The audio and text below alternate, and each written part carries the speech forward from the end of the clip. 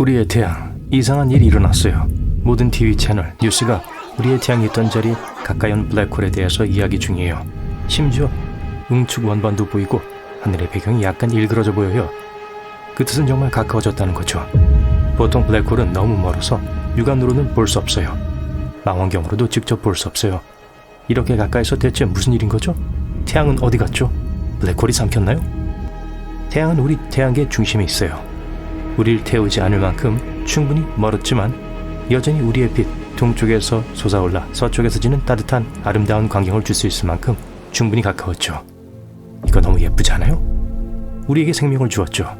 우리 태양계에서 가장 질량이 큰 물체는 전체 질량의 99.8%를 차지하고 있어요. 너무 넓어서 태양 내부에 100만 개 이상의 지구를 넣을 수 있죠.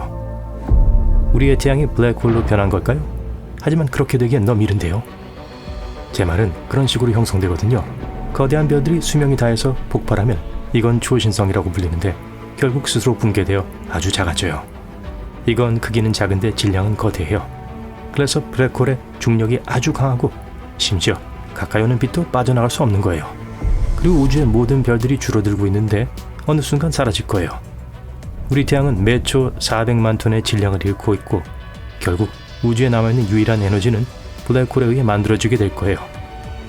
블랙홀은 먼지, 가스 그리고 방사능으로 둘러싸여 있어요. 방사능은 아주 위험하기 때문에 우리 행성 근처에 오지 않길 바래요. 우린 더 이상 태양계에는 빛이 없어요.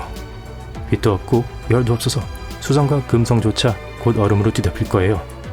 지구는 말할 것도 없고요. 이 새로운 빙하기에는 아무것도 생존할 수 없다는 걸 굳이 말할 필요가 있나요? 유일한 구원은 아주 빠르게 회전해서 열을 발생시키고 있는 응축 원반인데 그건 너무 위험해요. 그럼에도 불구하고 적어도 블랙홀의 질량이 이전의 태양과 동일하다면 지구를 포함한 모든 행성들은 같은 궤도에 머물 수 있을 거예요. 하지만 태양보다 질량이 크다면 그걸 지금 우리 과학자들이 알아내려고 하는데요. 그러면 안녕 태양계야, 만나서 반가웠어. 오, 이런 무슨 일이죠? 맑고 화창한 날이었는데 갑자기 어둠이 내리쬐는 게 보여요. 아직 시기가 오후 2시인데 어떻게 밤이 된 거죠? 그리고 달도 달라 보여요. TV 보도에 따르면 우리의 태양이 사라졌고 몇몇 불가사의한 사건들 때문에 달이 더 이상 지구 궤도를 돌지 않고 있어요. 지금은 우리 태양계 중심에 있다고 하네요. 시간이 별로 없어요. 태양이 우리 태양계 중심에 없기 때문에 우리가 그걸 알아차리는데 이제 8분 20초가 남았어요. 태양 에너지가 핵에서 표면으로 이동하는데 수백만 년이 걸릴 수 있지만 8분 20초는 정확히 햇빛이 지구에 도달하는 데 걸리는 시간이에요. 이 빛은 1억 5천만 킬로미터를 가로질러 이동하는데 이는 태양에서 우리가 떨어져 있는 거리예요. 우린 더 이상 거주 가능한 영역이 있지 않아요. 거주 가능 구역은 행성의 표면에 액체 상태의 물이 존재할 수 있는 우리의 경우 태양인, 즉 항성으로부터의 거리예요. 이제 태양이 없으니 빛이 우리에게 더 이상 도달하지 못하게 될 거고 우리의 행성은 점점 얼어붙어 생명이 없는 바위가 될 거예요. 우리가 지구에서 생명을 유지하는 데 필요한 태양 에너지를 제공해 줄 수 있는 기술을 생각해낼 시간이 있을지 누가 알겠어요. 그렇지 않으면 수백만 년 또는 수십억 년 후에 몇몇 다른 문명의 과학자들이 생명체가 존재했는지 증거를 찾기 위해 이곳을 탐사하겠죠.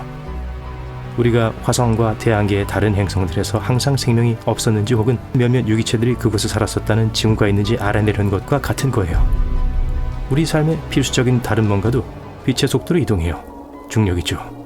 태양 없이 약 8분 이상 행성들은 태양계의 텅 빈 중심 주위를 계속 돌 거예요. 시간이 가고 마침내 방향을 알 수 없는 우주 어딘가로 떠내려가게 되겠죠. 달은 우리를 제자리에 둘 수 있을 만큼 강한 중력을 갖고 있지 않아요. 우리에게 따뜻함과 삶을 지탱해 줄 만큼 밝게 빛날 수도 없죠. 너무 멀어져서 이젠 거의 보이지 않네요. 예전처럼 우리 행성을 평화롭게 접근하지 않는 달 때문에 조수가 믿을 수 없을 정도로 빠르게 낮아지는 걸 볼 수 있어요. 오, 그리고 바람도 많이 불어요.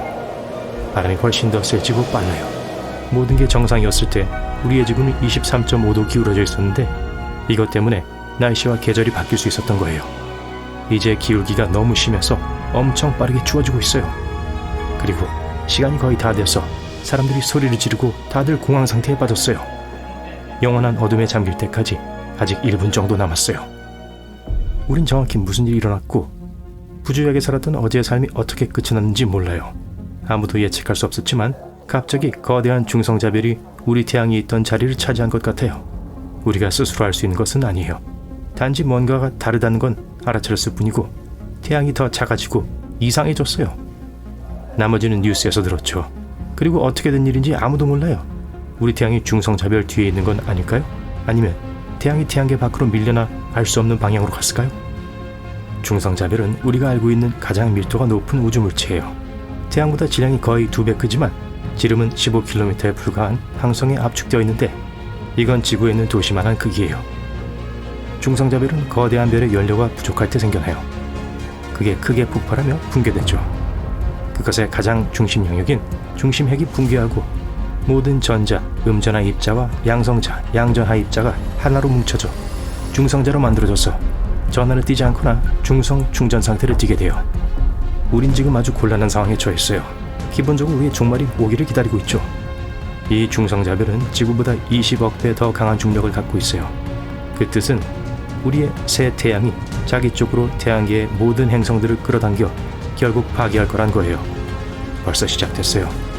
우리가 아는 바로는 처음에 행성들이 중성자별의 강력한 힘에 이끌려 안정적인 궤도를 벗어나고 있어요. 아주 급속도로 혼란스러워지고 있어요. 그리고 여기서 멈추지 않을 거예요. 중성자별은 초당 700회 이상 회전해요. 이건 엄청나게 빠른데 우리의 태양은 27일에 한 번 회전해요. 그래서 우리를 포함한 모든 행성을 파괴한 후 이 별은 빛의 약 5분의 1의 속도로 우주를 계속 회전할 겁니다. 시간이 지나면서 느려지며 사라질 수도 있지만 안 그럴 수도 있어요. 수천 년 후 많은 중성자별들이 느려지며 꺼지기 시작해요. 하지만 항상 그런 일이 생기는 건 아니에요. 만약 그게 다른 별과 만나게 되면 그것의 궤도를 돌면서 그 대기를 빨아먹으면서 어느 순간 붕괴되어 거대한 블랙홀로 변할 거예요. 어차피 우리의 태양은 다 타버릴 거였어요. 중성자별이 나타나기 전까지 태양은 46억 살이었고 이는 수명의 반쯤 지난 거였죠. 이미 수소 저장소에 반을 태워버렸고 다음 50억 년은 더 버틸 수 있을 만큼 충분한 물자를 갖고 있었죠. 결국 지구 크기가 되어 끝날 걸로 예상되었죠. 연료가 다 떨어지면 그냥 무너져 버릴 거였어요. 거대한 질량은 유지하겠지만 우리 행성의 부피와 비슷해졌을 거예요. 태양도 없고 생명도 없고 그러니 근본적으로 결과도 똑같았을 거예요. 하지만 이 방식은 느린 과정이었을 거예요. 그 시대의 인간이 이 태양계에 살 수 있을지 누가 알았겠어요. 하지만 중성자별의 경우 종말을 향해 아주 빠르게 이동하죠. 그리고 훨씬 더 혼란스러워요. 만약 중성자별이 다른 은하계 어딘가에 미쳐서 가고 있다면 펄서라고 부르는 먼 곳에서 번쩍이는 빛의 형태로만 볼 수 있었을 거예요. 하지만 이렇게라면 펑!